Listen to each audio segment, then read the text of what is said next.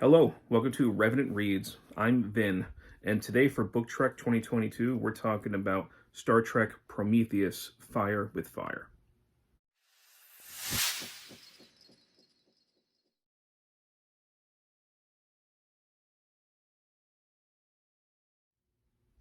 So, Book Trek is a now annual event where myself and some other like-minded geeks essentially celebrate Star Trek fiction. Last year for Book Trek 2021, we looked at Star Trek fiction as it related to the first 5 iterations of Star Trek, and I'm including the movies and the animated series kind of lumped in with whatever they were associated with as far as the iteration goes. So we looked at books from the original series, The Next Generation, Deep Space Nine, Voyager, and Enterprise. And this year for Book Trek 2022, we dropped it down from 5 months to 2 months. The first month was Wrath of Book Trek, and that was essentially a shorter repeat of what we did last year, looking at those things. And then the second month, in excuse me, still got a little bit of a COVID cough. In September, we looked at other Star Trek fiction. We called it Strange New Worlds. Not only, it did not directly relate to the new Star Trek show, but essentially it was looking at Star Trek fiction that either was not a part of those 5 iterations that we looked at last year and the previous month. So anything after Enterprise that was on the screen. This can be the Abrams Kelvin timeline movies. It can be Star Trek Discovery, Star Trek Picard, and Strange New Worlds, although they haven't had any novels out. It can also be books that don't have direct screen ties. So, book series that are not exactly Next Generation or the original series, like this, like Star Trek Prometheus. So before this, I had read the Star Trek Picard novel for this month of Book Trek, which was The Dark Veil, and I enjoyed that. And then I wanted to try a book about a crew and a ship that has not ever had a screen presence. And so Prometheus, this book, I think it was 3 parts. I've only read the first part here. 3 parts, and this does have a little bit of, I guess, historical significance. This was the first Trek book officially published in a foreign language. So this was originally written and published in German, and then it was translated into English. Written by Bernd Perplace. I'm not sure. Sorry, I'm not sure how to say that. And Christian Humberg. Although I'm sure I should be saying that with some kind of German accent. These names. Released in 2017, and the translator was, let's find that real quick, Helga Parmeter. This is about the crew of the Star Trek Prometheus, and this book takes place what you can kind of call the list-verse.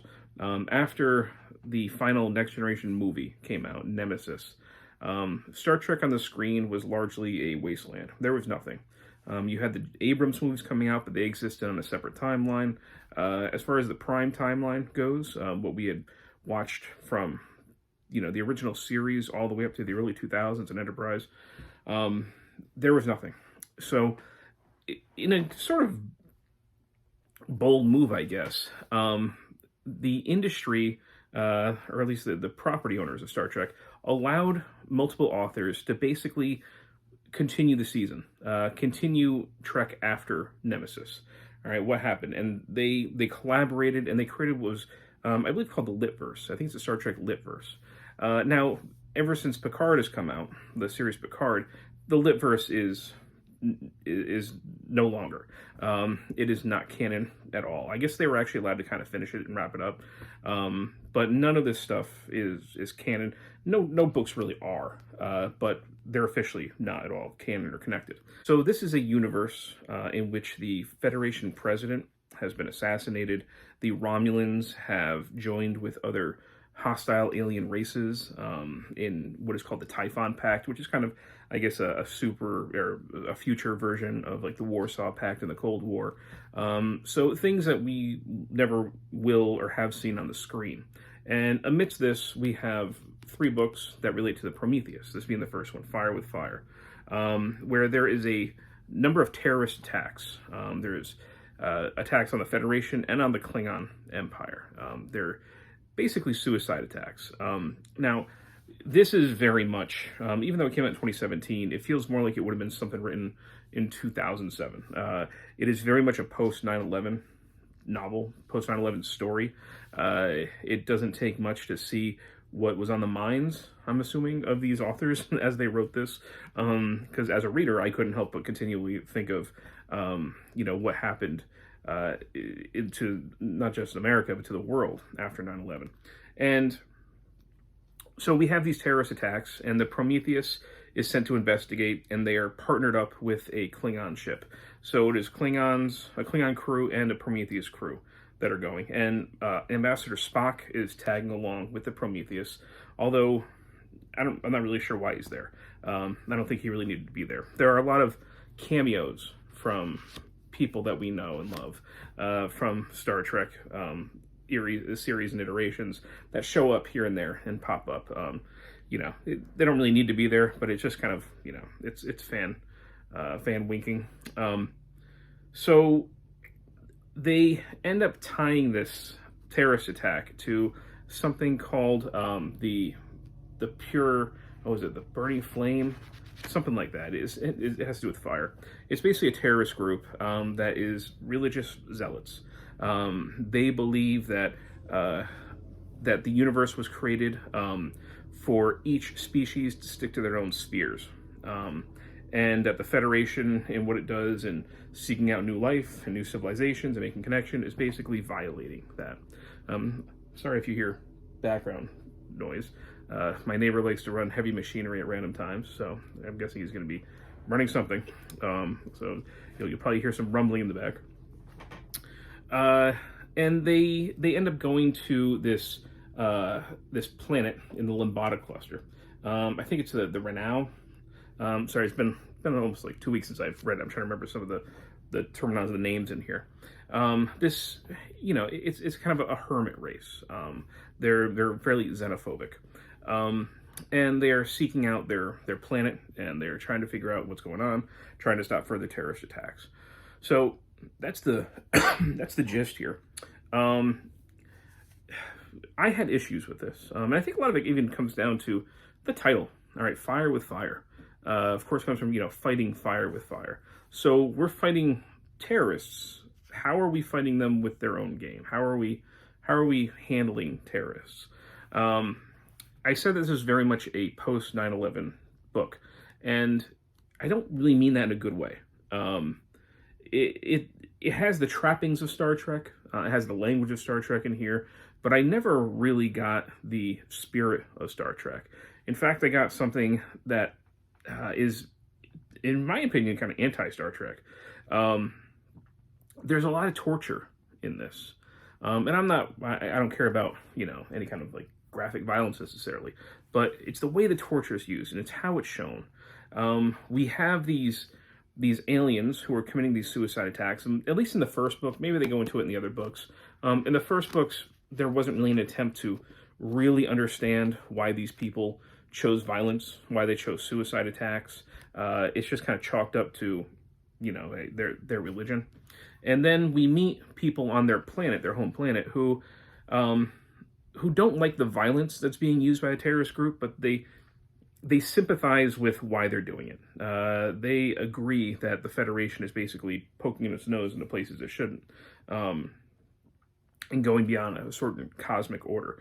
Now, it's important to say this because every single person that they meet on this planet has a sympathy. They don't meet anybody on the planet who's from that planet. There is one minor officer, I guess you can say, that's on the Prometheus, that's of the same species, who doesn't share the sentiments. But every other one that we meet has some kind of sympathy with what the terrorists are trying to do, even if they don't agree with their tactics. Okay, so we have a situation where that officer, he's going back to his home world basically for the first time in years, and he comes across two old friends who happen to be on that planet for a few weeks to serve as tour guides, and they invite him over for dinner.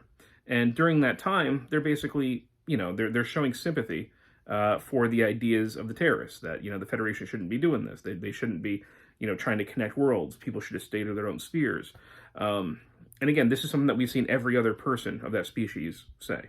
So they go from that, and this is a little bit spoilery, but I have to explain this in order to understand why it irritated me.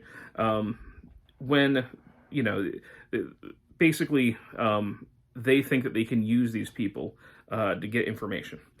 So the Klingons abduct these people, just abduct them. Remember, they didn't commit any crimes or anything like that. They just showed some sympathy for whatever the terrorists were doing. And then they torture them. They proceed to torture them. And now, it's fairly common knowledge that torture usually will give you a lot of false information. But I guess the way the Klingons do it, the torture ends up being successful.